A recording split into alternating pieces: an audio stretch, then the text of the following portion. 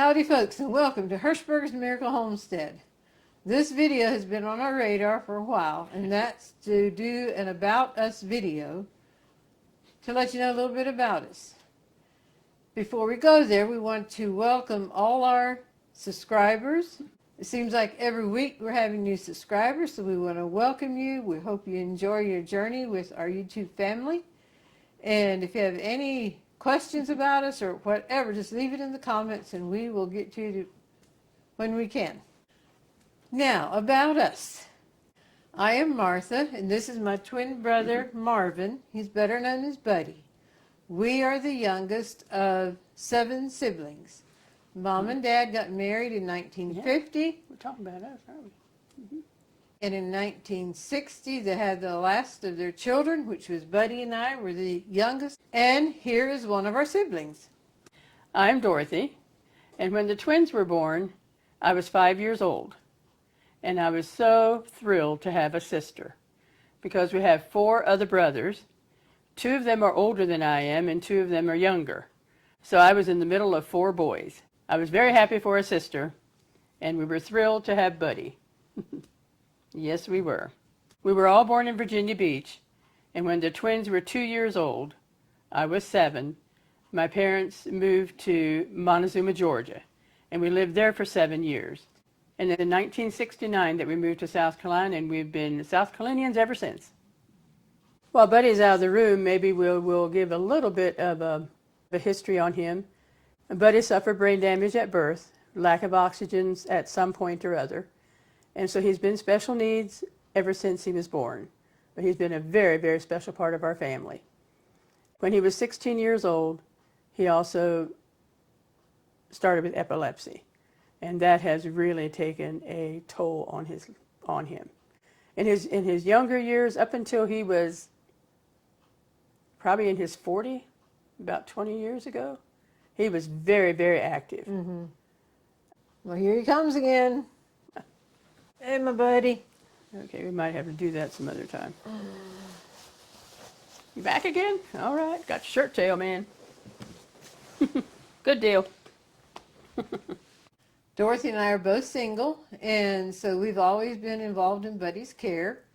It was only 13 months that Buddy and I did not share the same address, and that's when I was in Virginia volunteering at a nursing home, and during that time, he, of course, was here with Mom and Dad, and I was there. Other than that, I've always lived under the same roof as Buddy.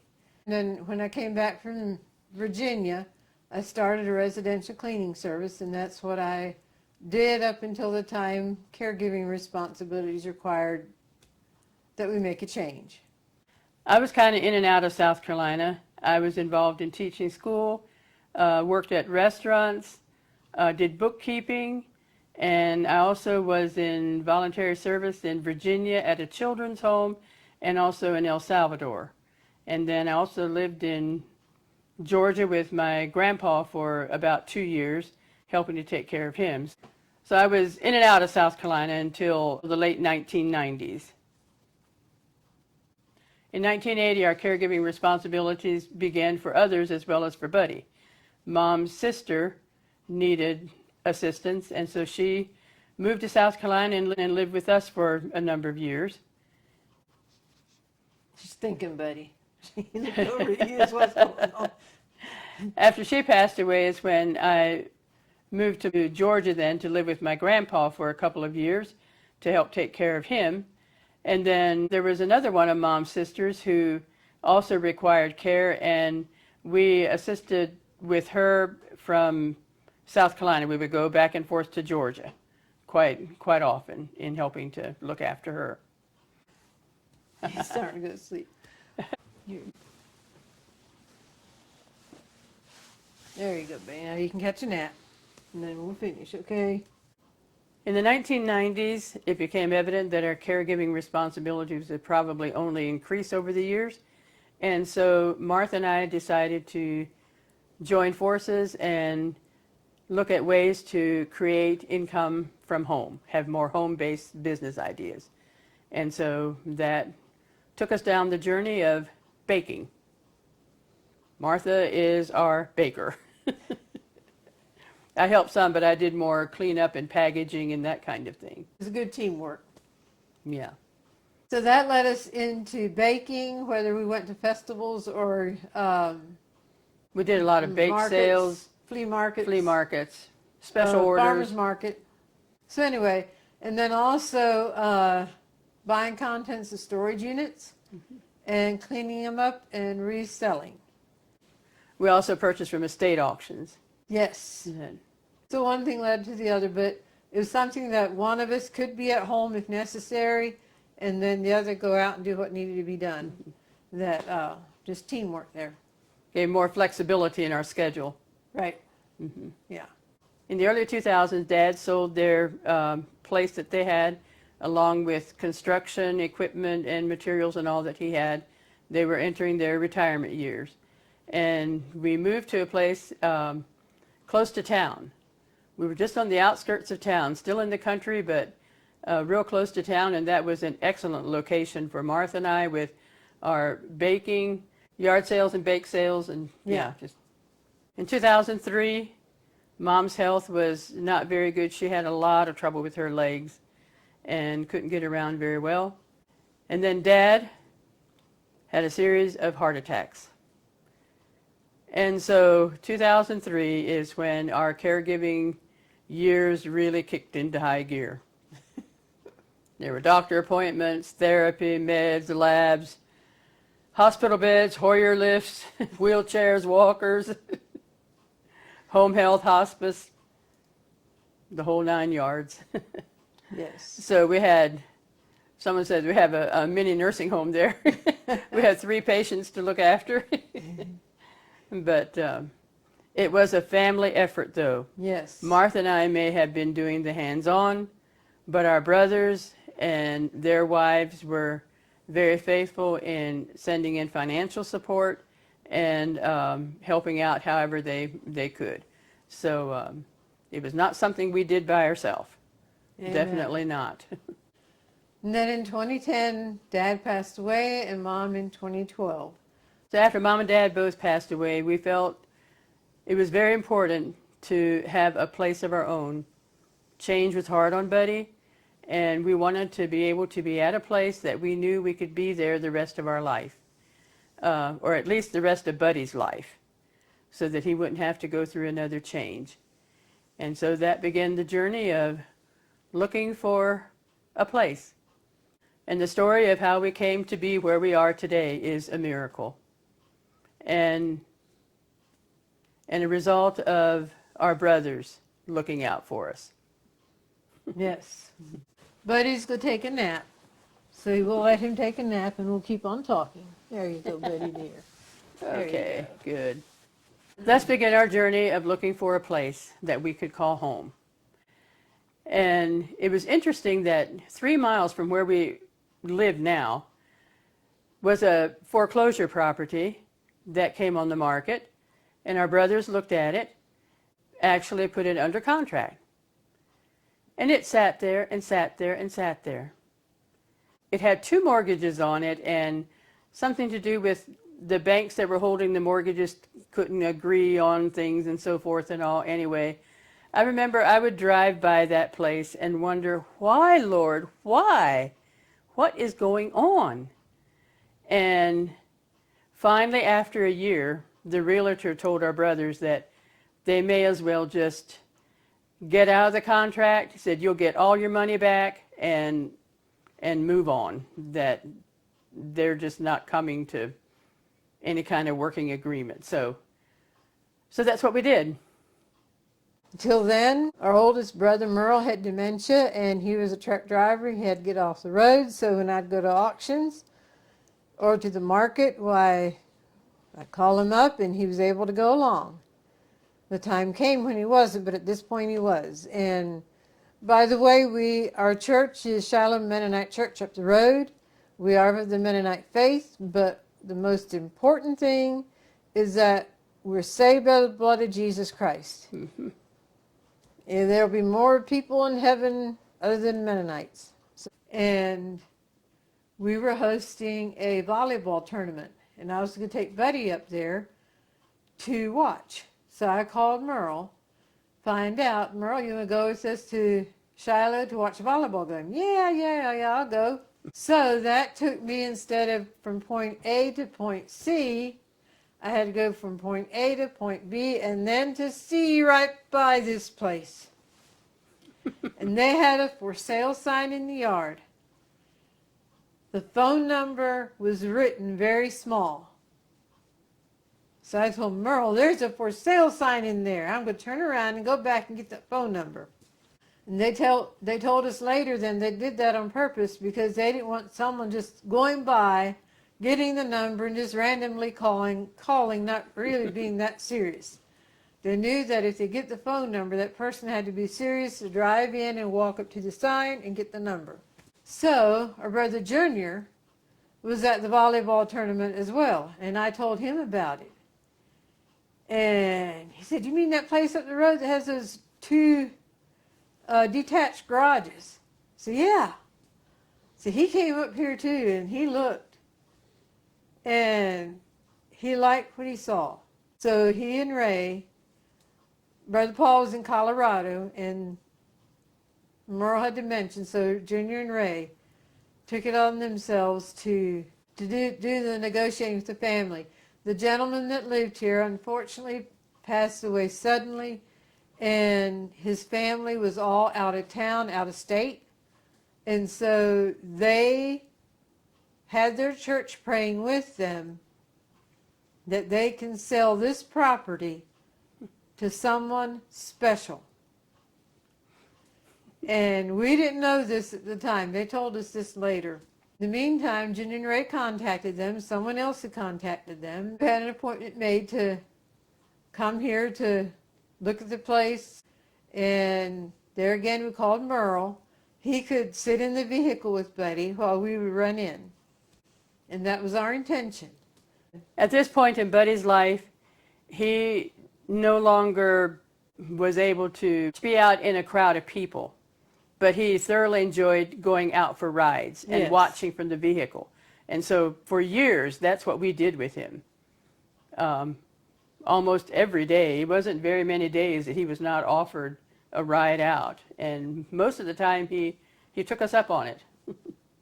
This was not the typical Buddy of years ago. He was very, very active. Loved church, loved his family, his extended family, loved going out to eat, teasing. As Dorothy said, life happened, and this is the stage we were at that time, just going for rides. Merle rode with us so that he could stay in the van with Buddy, while Martha and I, along with Junior and Ray, looked at the house and the property and all. When we arrived here, Buddy did something very unusual. He opened the van door and got out and walked into the house. There was furnishings in the house. He came in, sat down on the couch, and just grinned. He was in for a few minutes and stood up and walked back out.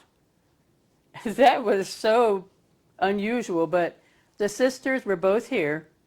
They got to meet Buddy and got to see how excited we were as to what he had just done. Long story short on that one, our family was the one chosen to sell the property to. And what qualified us as someone special was they saw a family who was working together to provide the needs for their special needs brother. And that qualified us. That was just a huge hug from God. Yes, it was. It was. We moved here in 2016. 2016 was a year filled with, sometimes your blessings are intangible and other times they're tangible. Sometimes a combination of both. 2016 was a year that we had lots of tangible as well as intangible blessings.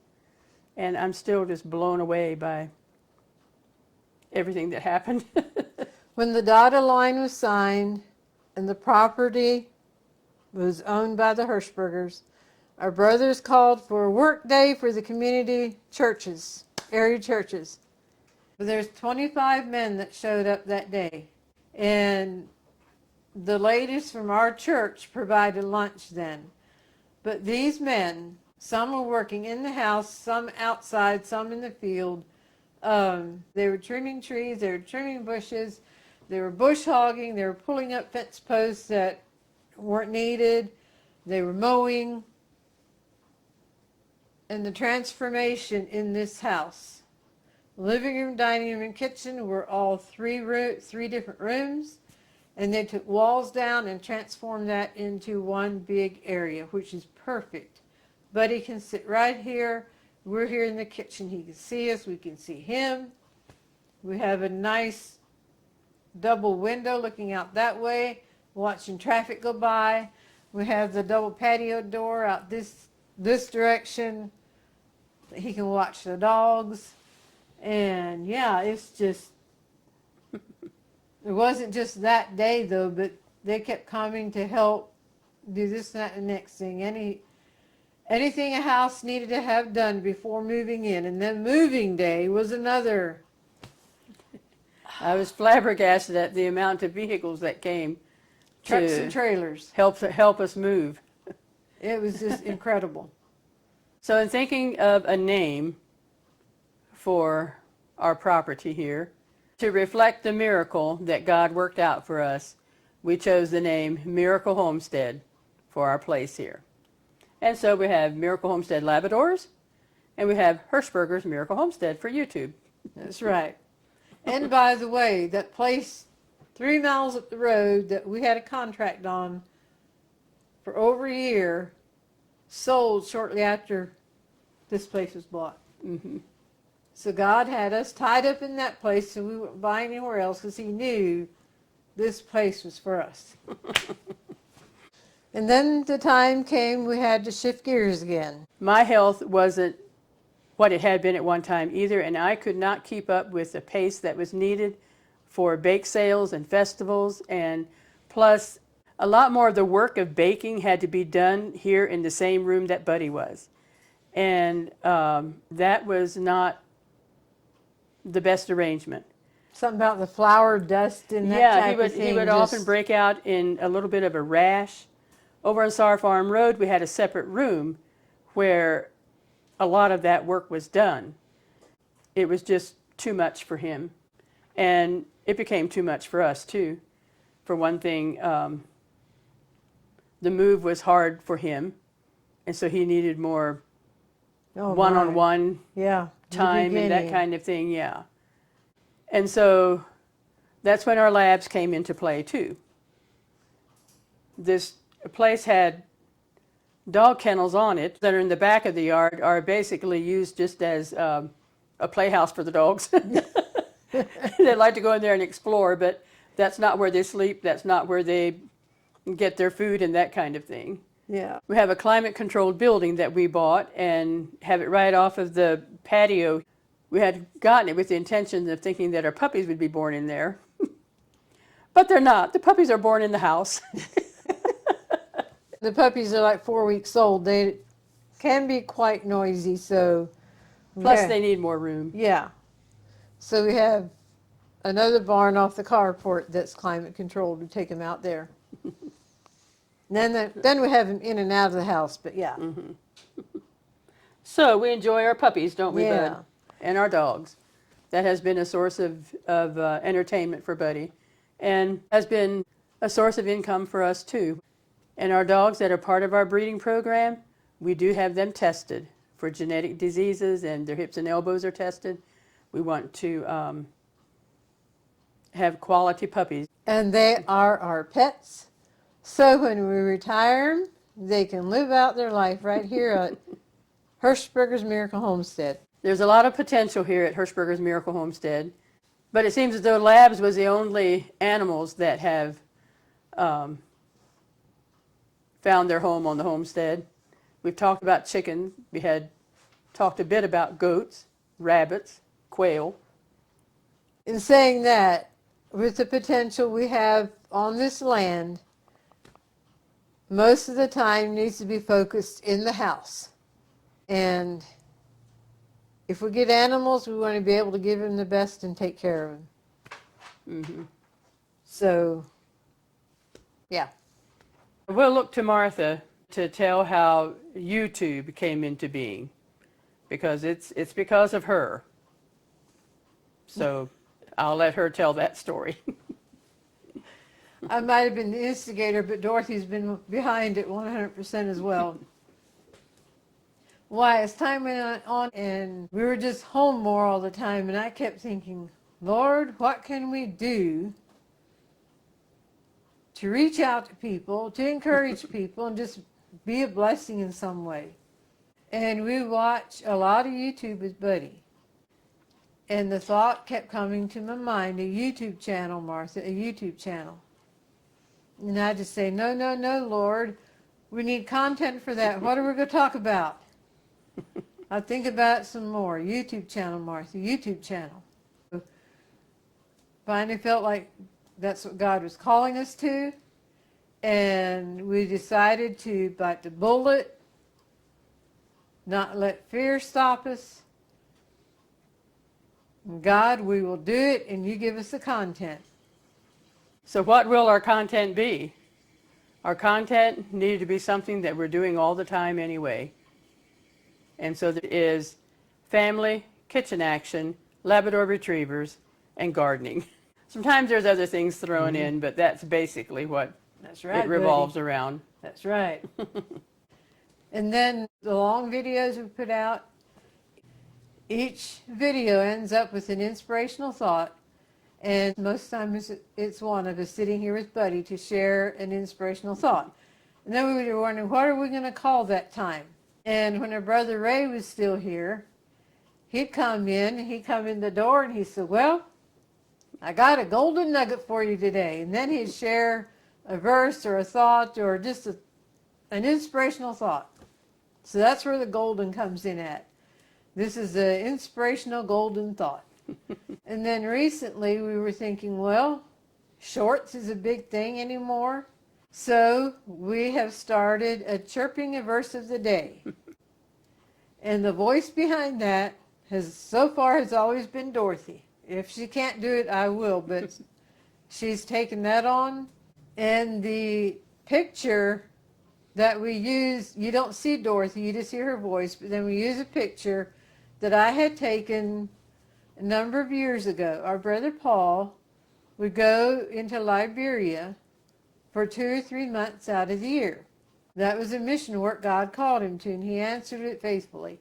He did that for years. Yes, he did. Mm-hmm. And his burden for the Liberian people was going back in the bush to tell people about Jesus. Of course, he worked with a local pastor there. One way then that those of us at home can be involved is pray for him while he's there. And I knew he had an upcoming trip coming, and I wanted something on my phone that when I saw it, it would remind me to pray for Paul and the people. So I was just snapping pictures of clouds, but in the cloud had to be a streak that was caused by an airplane, because I figured, well, the big bird takes him to Liberia. So whenever I see this airplane streak, then it was to remind me to pray for Paul and the people of Liberia. Well, I got home one day and I was going through these pictures that we have, and it just jumped out at me. It's a perfect cloud formation of a bird, side view of a bird with the mouth open, and it looks like it's chirping. And so we have called it, yeah, buddy. You like that, don't you? Yeah. That's good. So we call this Chirping a verse for the day. So if you see that come through the shorts feed, it'll be a picture of the sky, and in the upper left corner is the cloud formation of a bird. If you see that coming through the shorts feed, then you know it's from us. Since this has been a different video, kind of a golden thought all wrapped up into one, we will close out this video with a Chirping a verse for the day clip. That Okay. way you know what to expect and what to look for. Chirping a verse for the day. That short goes out every day with a new verse. And then we have other random shorts that we do.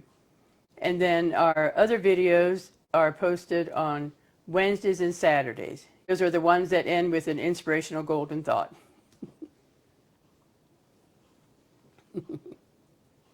Well, is there anything else, buddy? You can tell the people bye? Oh, Yeah. You my hand was in the way. can tell them again? Tell them bye. There Okay. you go, buddy. Thank you, buddy. That was good. Yes. Well, we hope you've been blessed and encouraged by our story. Give God all the honor and glory for anything good that comes from us. And now, stay tuned for Chirping a Verse for the Day. Chirping a verse for the day.